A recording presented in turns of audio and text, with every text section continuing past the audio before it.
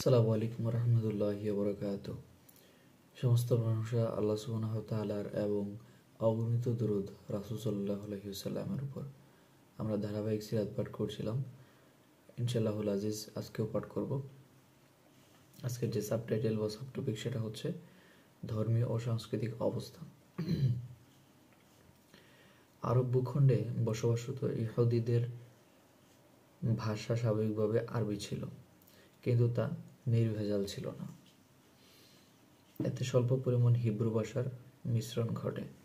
মানে আরবি তো তাদের ভাষা ছিল, কিন্তু জিনিসটা একেবারে খাঁটে ছিল না, এতে হিব্রুর একটা প্রভাব ছিল। আপনারা হয়তো জানেন যে হিব্রু ভাষা আমাদের আল কোরআন ছাড়া আর যে আসমানি কিতাবগুলো ছিল, তাওরাত জাবুর ইনজিল, ওগুলো কিন্তু আসলে হিব্রু ভাষায় মানে আমরা হিব্রু ভাষায় কিন্তু নাজিল হয়, হিব্রু ভাষায় আসে। ঠিক আছে, ওকে। কেননা তারা হিব্রুর ব্যবহার পরিত্যাগ করেনি। এই যে হিব্রু ভাষায় কিন্তু আসমানি কিতাবগুলো নাজিল হয়, ঠিক আছে। আর তারা তো আহলে কিতাবদারি। তারা তাদের এবাদত বন্দেগী ও শিক্ষামূলক বিষয় ব্যবহার করত, যেটা বলছিলাম।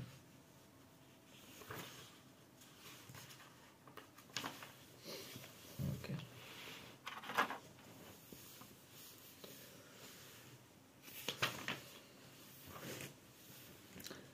ইহুদিদের ধর্মীয় ও দাওয়াতি দিক সম্বন্ধে ডক্টর ইসরাইল ওয়েলফিনসন বলেন, এতে কোনো সন্দেহ নেই ইহুদিদের নিকট আরবে তাদের ধর্মীয় ক্ষমতা বিস্তৃত করবার উপায় উপকরণ ছিল।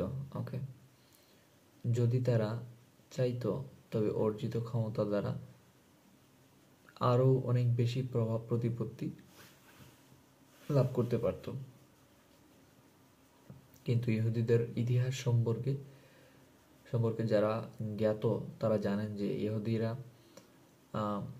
অপরাপর জাতিগোষ্ঠীকে কখনো তাদের ধর্মগ্রহণে প্রেরণা ও উৎসাহ দেয়নি, এবং কতগুলো কারণে ধর্মীয় প্রচার ইহুদিদের জন্য নিষিদ্ধ থেকেছে। ওকে, ইহুদিরা তাদের সমাজকে নবতর অবস্থা ও যুগোপযোগী করে ঢেলে সাজানো, নতুন চ্যালেঞ্জ মোকাবিলা করা, অপ্রাপ্ত সুযোগ কাজে লাগানো এবং ইসলাম গ্রহণে নিজেদের সংস্কৃতি, মেধা, প্রতিভা, যোগ্যতা, অভিজ্ঞতা উপযুক্ত স্থান লাভে ব্যর্থ হয়। মানে যা যা বলা হয়েছে কোনোটাই করতে পারে নাই আর কি, ঠিক আছে, এগুলোতে ব্যর্থ হয়। এই দুঃখজনক পরিণতি এমন প্রতিটি সমাজকেই বরণ করে নিতে হয়েছে, যারা নিজেদের অতীত, নাম ধাম ও বংশের অহংকারে মত্ত, যারা কল্পনার জগতে বসবাস করে এবং শূন্য গর্ব নেতৃত্বে আশ্রয় নেয়।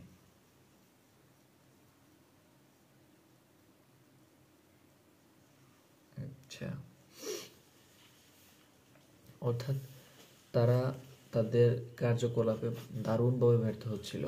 ঠিক আছে, এখানে বেশ কয়েকটা গুরুত্বপূর্ণ বিষয় বলা আছে, যে সংস্কৃতি, মেধা, প্রতিভা, যোগ্যতা, অভিজ্ঞতা, ঠিক আছে, এবং হচ্ছে যুগোপযোগী করে সাজানো তাদের সমাজকে, এই সবগুলা ক্ষেত্রে তারা দারুণভাবে ব্যর্থ হচ্ছিল।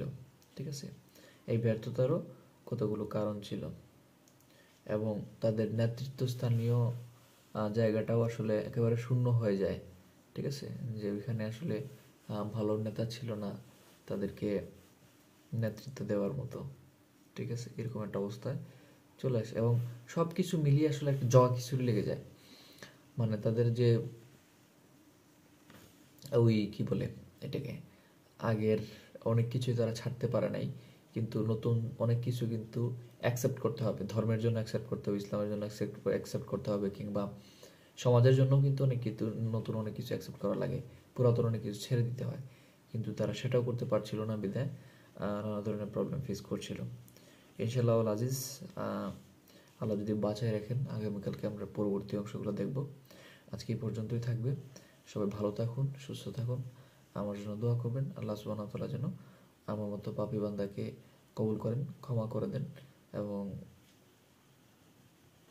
সর্বোপরি আমাকে একজন আদর্শ মুমিন হিসেবে চলার তৌফিক দান করেন। যারা মারা গেছেন আল্লাহ সবার কবর আযাব মাফ করে দিক, সবাইকে জান্নাতুল ফেরদৌস দান করে দিক। আসসালামু আলাইকুম ওয়া রাহমাতুল্লাহি ওয়া বারাকাতুহু।